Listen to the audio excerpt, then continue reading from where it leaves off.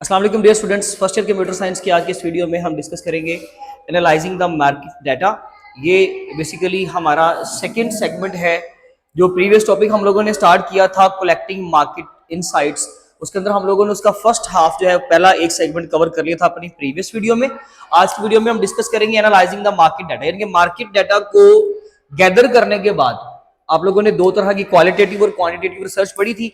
उस रिसर्च में जब हम लोगों ने मार्केट का डाटा कलेक्ट कर लिया, यानी कि क्वालिटेटिव ओपिनियंस और इमोशंस या लोगों का बिहेवियर किसी चीज को बाय करने का, दूसरा क्वांटिटेटिव यानी कि कितनी अमाउंट के अंदर चीज को बाय किया जा सकता है, कितनी बार बाय किया जा सकता है, यानी कि एक नॉन न्यूमेरिक और एक न्यूमेरिक। ये डाटा हम कलेक्ट कर चुके।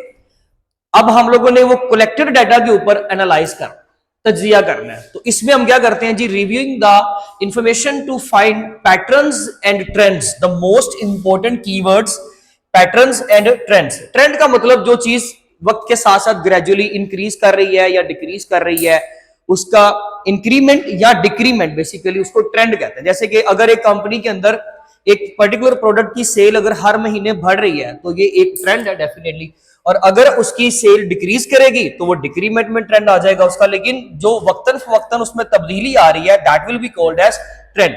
इसी तरह से पैटर्न क्या होता है, जब चीजें अपने आप को रिपीट करती हैं। जैसे कि लेट्स से एक प्रोडक्ट की सेल जो है वो एक महीने में लेट्स से अगर उसके 10 पीसेस निकलते हैं, नेक्स्ट मंथ में 20, फिर 10, फिर 20, देन सो ऑन, इसी तरह से चलता जा रहा है, तो ये हमारे पास क्या होगा, ये एक पैटर्न होगा। तो ये पैटर्न्स एंड ट्रेंड्स को डिस्कवर करना, इनकी इंफॉर्मेशन को कलेक्ट करना और उसको रिव्यू करना, एंड इनसाइट्स यानी कि फिर वही deep observations that can help guide your business decisions. आपके बिजनेस डिसीजंस में बेहतरी आ सकती है with the help of these patterns. हम लोगों ने उस मार्केट डाटा के अंदर ये सारी चीजों को ऑब्जर्व करना होता है, इसका उसकी एनालाइजेशन करनी होती है, क्योंकि बेसिकली जब हम वो सारी इंफॉर्मेशन का मार्केट डाटा एनालाइजिंग करेंगे ना, यानी कि उसकी एनालाइजिंग करेंगे, एनालाइज करेंगे मार्केट डाटा को, जो आपकी हेडिंग है, तो उससे होगा क्या कि यूजफुल स्ट्रेटेजीज जो है हमारी बनना शुरू हो जाएंगी। अब नेक्स्ट इसमें हमारे पास जो कंपोनेंट्स हैं, understanding the trends and patterns, यानी कि हमने स्टेप बाय स्टेप करना क्या, सबसे पहले अंडरस्टैंड करेंगे जी ट्रेंड्स एंड पैटर्न्स को। वही बात, यानी कि हम लोगों ने देखना है कि कौन सी चीज इंक्रीज कर रही है, कौन सी चीज डिक्रीज कर रही है, या कौन सी चीज अपने आप को बार बार रिपीट कर रही है। उस चीज का हम लोग क्या करेंगे, उसको ऑब्जर्व करेंगे। वो उसके लिए हम सर्वे भी कर सकते हैं, उसके लिए हम लोग किसी भी तरीके से इंफॉर्मेशन को गैदर कर सकते हैं। लेट्स से एक सर्वे में हमें पता चला कि एक बेकरी के अंदर ना हम लोगों को ये चीज ऑब्जर्व करने को मिली कि मोस्टली जो लोग परचेज करते हैं, यानी कि जो बाइंग है लोगों की, वो कब होती है जी, वीकेंड्स पे। लोग क्या करते हैं, एक पर्टिकुलर स्वीट डिश कर लें, एक बेकरी के अंदर कोई भी बेक्ड केक कर लें या कोई भी आइटम, लेकिन वो मोस्टली जो है उसके अंदर ये ऑब्जर्व किया गया ये पैटर्न कि वो चीज जो है मोस्टली वीकेंड्स पे ज्यादा सेल की जाती है, यानी कि मोस्टली वीकेंड्स पे लोग उसको ज्यादा बाय करते हैं। तो ये चीज हमने एक ऑब्जर्व की, यानी कि इसके अंदर हमने ट्रेंड और पैटर्न को ऑब्जर्व कर लिया। यानी कि उसकी सेल में ट्रेंड क्या होगा कि उसकी सेल ग्रेजुअली इंक्रीज करेगी हर मंथ के वीकडेज में, यानी कि एंड जो आपके वीकेंड्स होते हैं जैसे कि सैटरडे एंड संडे।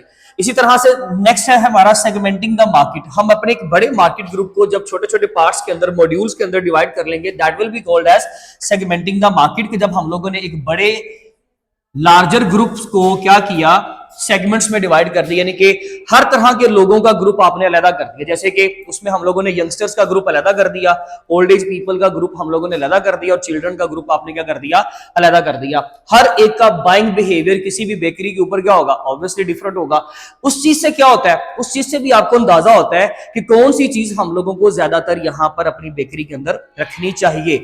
एक पर्टिकुलर रीजन में जहां पर आप लोगों ने कोई भी बेकरी ओपन की या कोई भी आप लोगों ने इस तरह की शॉप ओपन की किसी मॉल के अंदर, तो वहां पे हमें इस चीज का अंदाजा होता है कि वहां पर ओल्ड एज पर्सन जो है वो ज्यादा है, यंगस्टर्स ज्यादा है, किनकी तादाद ज्यादा है, तो फिर किस तरह की आइटम वहां पर रखनी है अपने बिजनेस को ग्रो करवाने के लिए, हमें उस चीज के बारे में अंदाजा होता है। किसकी वजह से, सेगमेंटिंग द मार्केट। एग्जांपल क्या है, ईच ग्रुप बाइज अकॉर्डिंगली, यानी कि वो अपने मुताबिक बाय करता है। उसमें यंगस्टर आपकी बुक के अकॉर्डिंग एग्जांपल है कि जितने भी यंगस्टर्स हैं वो एक स्पेसिफिक टाइप की स्वीट डिश है, कोई भी पेस्ट्री है वो बाय करते हैं। जो ओल्ड एज पीपल हैं वो कोई sugar free bread, whole grain bread, वो वाली चीज बाय करते हैं। इसी तरह से किड्स के लिए वो कोई स्नैक्स का कोई सामान जो है वो बाय कर लेते हैं, या कोई आप समझ लीजिए कि एक पेस्ट्री है पर्टिकुलर टाइप की, वो उसको बाय करते हैं। तो ये आ जाता है। इसके बाद नेक्स्ट आता है हमारे पास कॉम्पिटिटर एनालिसिस। कॉम्पिटिटर एनालिसिस में हमने अपने कॉम्पिटिटर का एनालिसिस करना है, उनकी प्राइसिंग क्या है, उनके प्लान्स क्या है, वो डिस्काउंट्स कब देते हैं। इन तमाम चीजों का जब हम लोगों ने बिहेवियर मेजर करना है, that will be called as competitor analysis. जैसे कि different and unique strategy from the competitor, आपके कॉम्पिटिटर से आपकी स्ट्रेटेजी डिफरेंट होनी चाहिए। एक स्पेसिफिक, एक स्पेशल टाइप की जो है ना, वो समझ लीजिए कि एक आर्टिजनल जो है वो ब्रेड है जो सेल करती है आपके साथ वाला जो आपका नेबर, जो भी आपका कॉम्पिटिटर है। आप क्या करें, अगर आपको लगता है कि उस चीज की सेल आपकी एक जो है वो कम है, होता है ना हर एक शॉप की, किसी भी फास्ट फूड के ऊपर, जब आप फास्ट फूड पे जाते हो, जब कभी भी किसी रेस्टोरेंट पे गए हो, जब कभी आप होटल पे जाते हो, तो उसकी एक स्पेशलिटी होती है। हम जाकर मोस्टली वहां पर यूजुअली हमारा बिहेवियर ही होता है, हम पूछते हैं कि जी आपका यहाँ पे स्पेशल क्या है। वो कहता है जी हमारा एक पर्टिकुलर टाइप का ये वाला जो पिज्जा ना ये स्पेशल है। तो हम कहते हैं कि जी ठीक है, आप हमें ये वाला जो है वो एक जो है वो पार्सल कर दें, या अगर आप लोगों ने लेट से वहां पर सर्व करवाना है तो हम उसके मुताबिक ऑर्डर करते हैं। तो यहाँ पर भी यही होता है कि हम लोग जो कॉम्पिटिटर का एनालिसिस करें, अगर जो कोई उनकी खास डिश है आप उससे अवॉइड करें और अपनी स्ट्रेटेजी के अकॉर्डिंगली कोई भी एक यूनिक प्रोडक्ट, कोई भी एक डिफरेंट प्रोडक्ट जो है वो अपनी लॉन्च करें। कॉम्पिटिटर को इस तरीके से हम लोग ज्यादा बेहतर तरीके से टक्कर दे सकते हैं। ठीक है जी, तो ये भी एक मार्केट के अंदर डाटा का एनालिसिस करने का तरीका है कि आपने ये एनालिसिस करना है कि आपके कॉम्पिटिटर की कौन सी प्रोडक्ट सबसे बेस्ट है। आप कोशिश करें उससे अवॉइड करें उसको। अगर आप टक्कर नहीं कर दे सकते, अगर आप उसको कंपीट नहीं कर सकते, आप कुछ डिफरेंट ले आओ। कोई कपकेक्स ले आए, कोई केक ले आए, कोई स्पेशल किस्म की पेस्ट्री ले आए, या व्हाटएवर, कोई भी जो नई डिश हो सकती है आप वो उसको ऐड कर लें।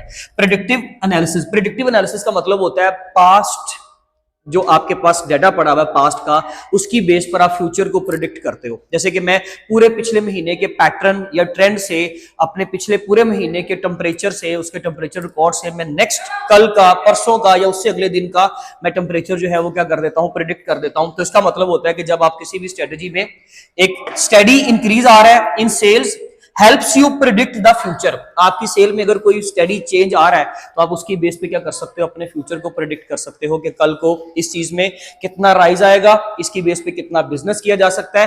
तो आप क्या करें, ग्रेजुअली उसकी सेल्स के अंदर जो इंक्रीमेंट हो रहा है उस रिकॉर्ड को आप कैप्चर करें। पास्ट का सारा डाटा, एक महीने का, पिछले 2 महीनों का डाटा आप उस पर्टिकुलर प्रोडक्ट का अपने पास रखें, और उन रिकॉर्ड्स की बेस पे आप फ्यूचर प्रेडिक्ट कर सकते हो कि 6 माह बाद ये प्रोडक्ट कहां पर देखी जा सकती है, मुझे इसका कितना स्टॉक मेरे पास होना चाहिए, कितना ज्यादा ये बिजनेस मुझे करवा सकती है। डेफिनेटली मैं स्टॉक में वो चीज ज्यादा लाऊंगा ऑब्वियसली। ठीक है जी, और उसकी फिर क्वालिटी पे भी मैं ज्यादा काम करूंगा, फोकस रहूंगा, ताकि उसमें किसी तरह का लैक ना, कोई डिस्टर्बेंस क्रिएट इन फ्यूचर ना हो।